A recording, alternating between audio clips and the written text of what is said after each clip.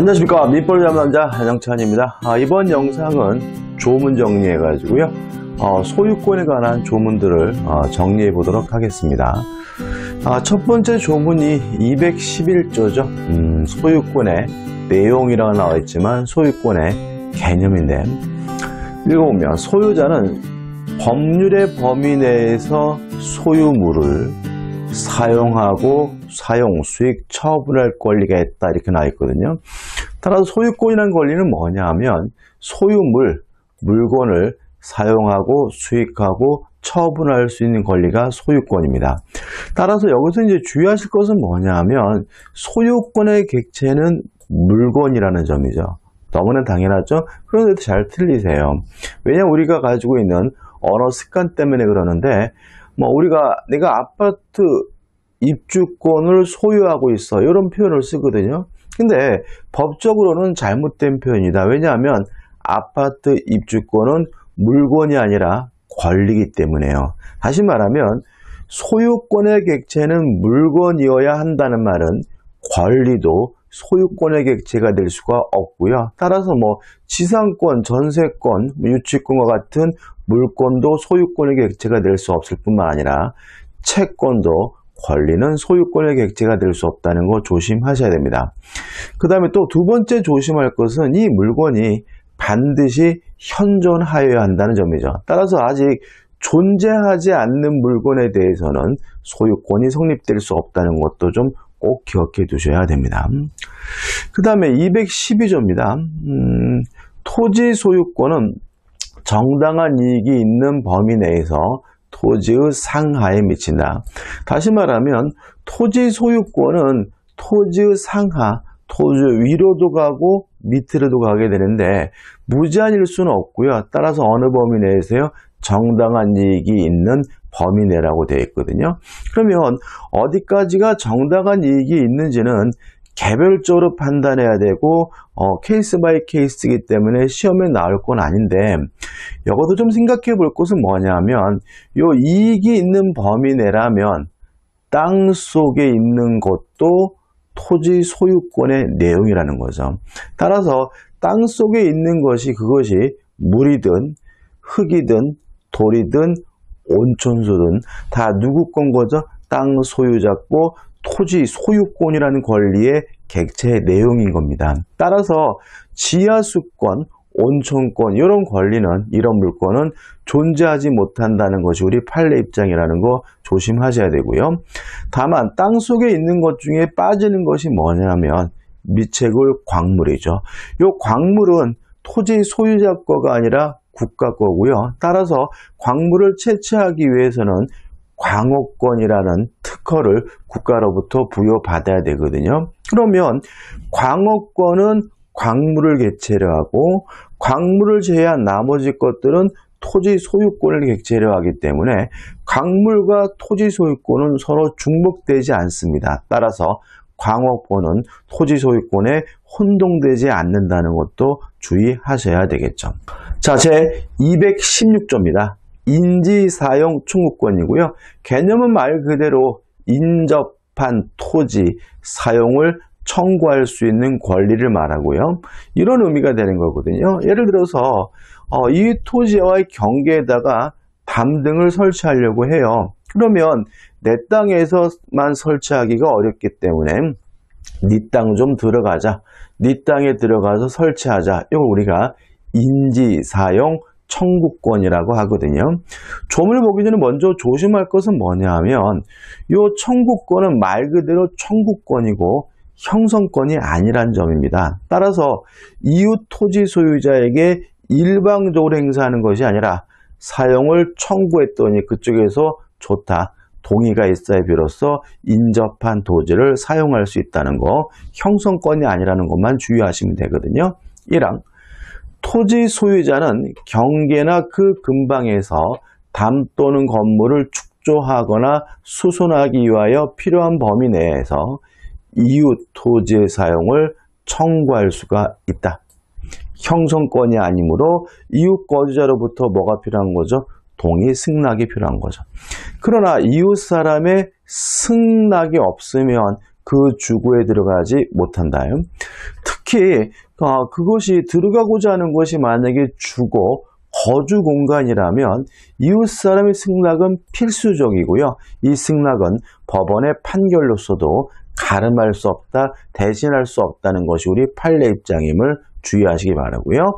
이왕 전항의 경우에 이웃 사람이 손해를 받은 때에는 그 보상을 청구할 수 있다. 너무나 당연한 규정이죠. 자, 217조입니다. 그렇게 중요한 조문은 아닙니다. 과거에는 좀 나온 적이 있는데 최근에 출제되지 않고 있는데 일단 제목이 이렇죠. 매연 등의 인지에 대한 방해 금지, 다시 말하면 생활 방해 금지입니다. 자, 이게 어떤 의미가 있냐면 이웃 거주자의 생활을 방해할 수가 없다는 거거든요. 근데 조심할 것은 모든 방해가 금지되는 것은 아니고요. 이러한 방해가 만약에 토지의 통상적인 용도에 적당한다면 이웃 거주자는 인용, 받아들일 의무가 있거든요. 따라서 모든 생활 방해가 금지되는 것이 아니라 그러한 생활 방해가 참을 만한 정도, 받아들일 만한 정도를 초과하는 경우에 그때 비로소 금지가 되고요. 효과는 행위 정지를 청구하거나 아니면 손해배상을 청구할 수가 있습니다. 1항 보시면 토지 소유자는 매연 열기체 액체 음향, 진동, 기타 이와 유사한 것으로 합치면 어떻게 되는 거죠? 어떤 이유든지 간되죠. 이웃 토지의 사용을 방해하거나 이웃 거주자의 생활에 고통을 주지 아니하도록 적당한 조처를 할 의무가 있다. 2항, 이웃 거주자는 전항의 사태가 이웃 토지의 통상의 용도에 적당한 것인 때에는 이를 인용할 의무가 있다는 말은 통상의 용도를 초과하는 경우면 그때 비로소 금지가 된다는 것을 의미함을 주의하시기 바랍니다. 자, 이제 219조 주의토지 통행권이죠.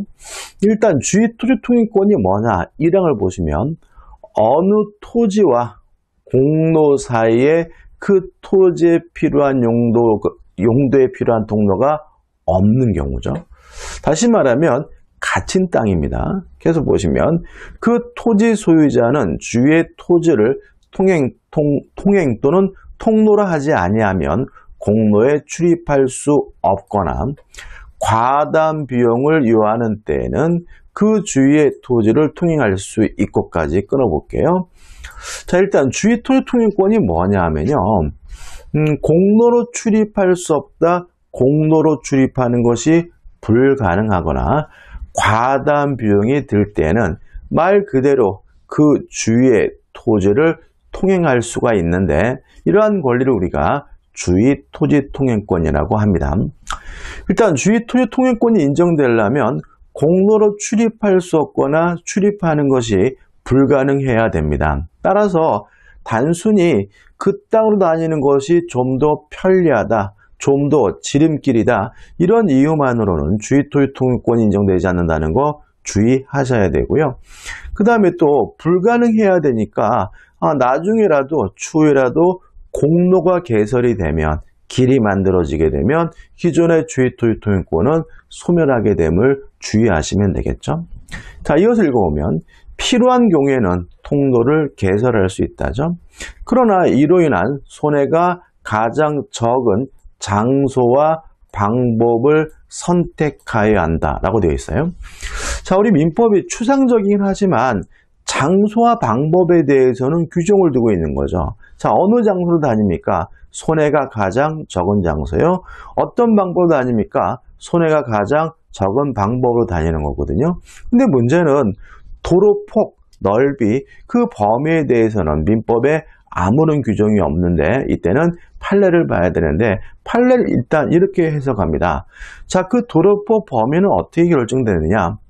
현재의 토지의 용도를 기준으로 실질적으로 결정된다는 것이 우리 판례 입장이거든요. 그럼 여기서 우리가 조심할 것은 실질적으로 결정된다는 말은 건축법 등에 나와 있는 도로폭 규정은 적용되지 않는다는 것을 의미한다는 점이고요.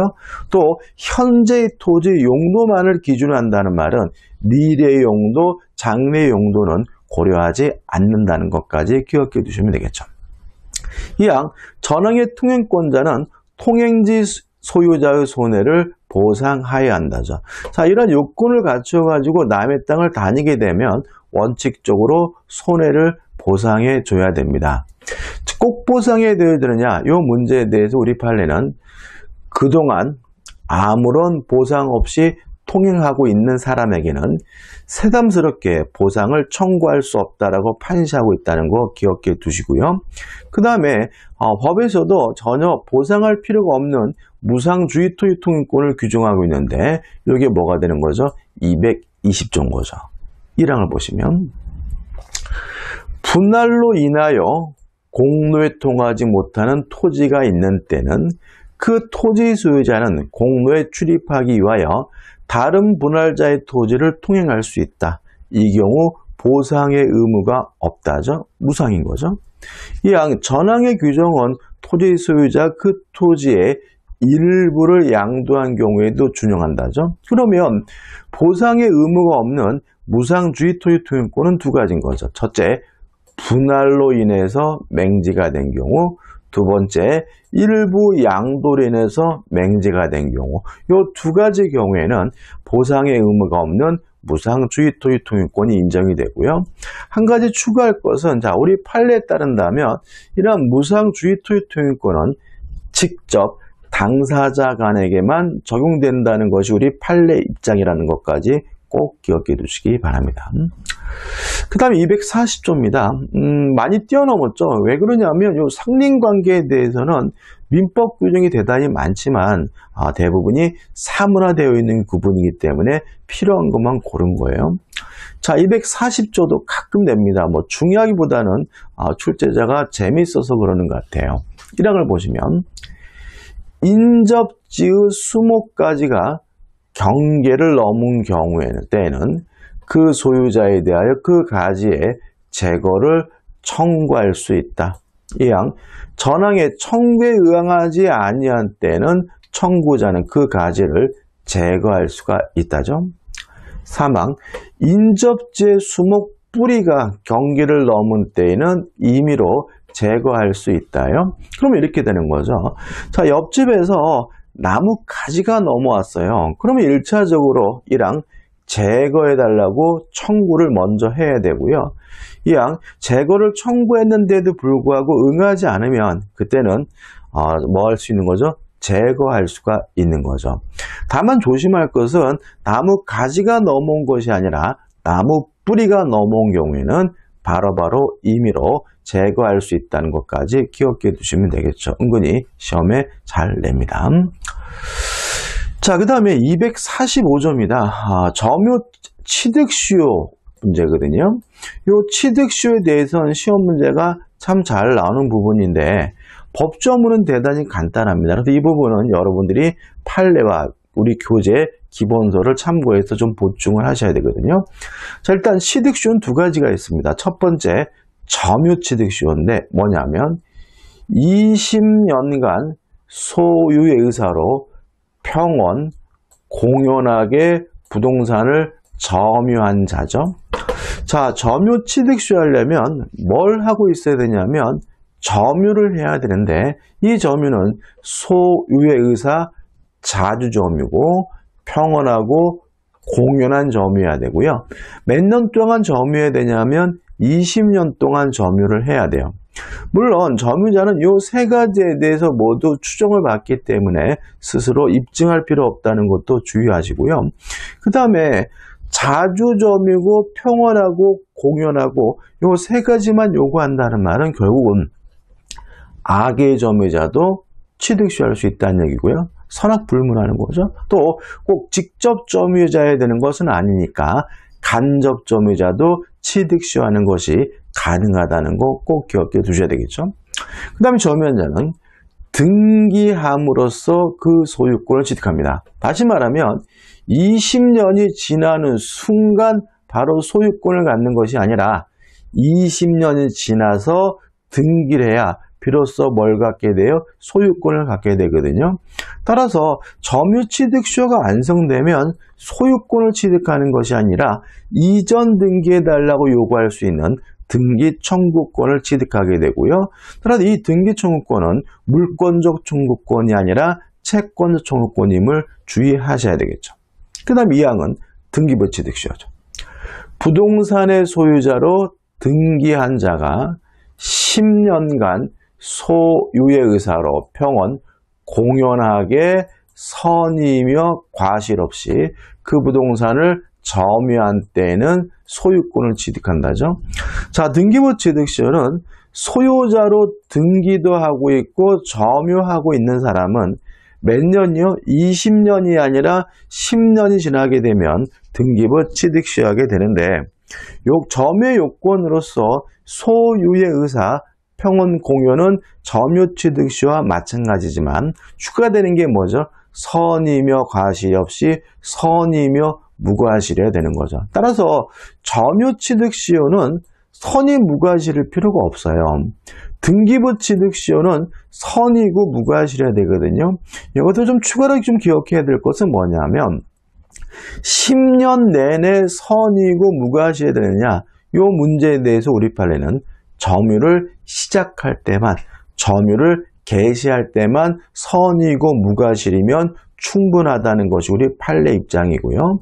또 등기할 때 선의고 무과실이 되느냐 이 문제에 대해서 점유를 개시할 때만 선의고 무과실이기만 하면 되기 때문에 등기할 때 선의가 아니고 무과실이 아니더라도 10년이 지나면 등기부 취득시효할 수 있다라고 판시하고 있음을 주의하시기 바랍니다. 그 다음 247조입니다.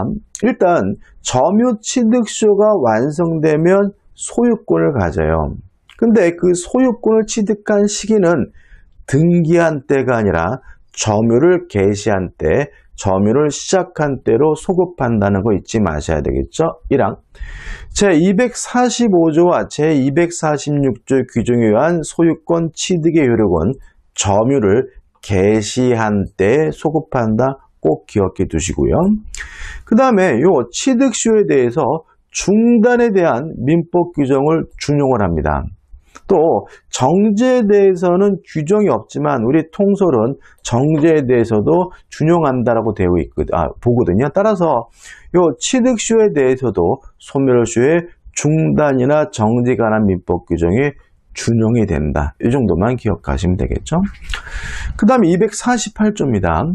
소유권 이외의 재산권 취득시효에서 전 3조 취득시효 규정은 소유권 이외의 재산권의 취득에도 준용해요. 그러면 소유권이 아닌 재산권으로서 취득시효할 수 있는 것이 뭐가 있느냐? 가장 대표적인 것은 지상권, 지역권과 같은 용익물권가요. 담보물권 중에서 유치권, 저당권은 취득시효 못합니다. 그럼 결국은 물권 중에서는 소유권 이외에 용익물권을 뭐하게 돼요? 취득시효하게 되고 점유권, 유치권, 저당권과 같은 담보물권은 취득시효할 수 없다는 거 기억해 두시고요.